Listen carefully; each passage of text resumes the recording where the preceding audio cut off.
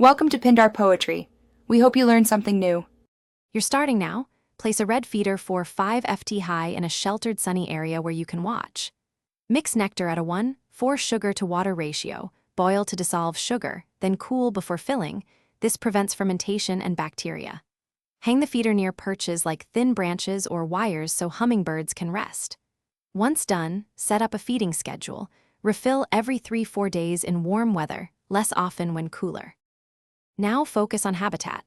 Add thin perches 1-3 ft from the feeder and maintain nearby shrubs for quick cover. Hummingbirds prefer perches close to food. Plant tubular, nectar-rich flowers, red, orange, and pink, so natural food complements the feeder. Make cleanliness a habit. Scrub the feeder with hot water, no soap, and rinse well. Dirty feeders discourage birds and breed fungus. Once hummingbirds arrive, observe from a distance to avoid stressing them, and adjust perch placement as needed. Finish by fine-tuning placement and solving common problems.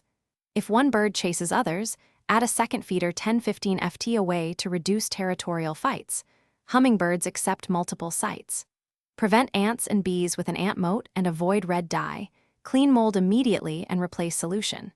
If you still see no visitors after about 2 weeks, move the feeder to a brighter, more open spot and plant more native tubular flowers. Patience. Thanks for watching.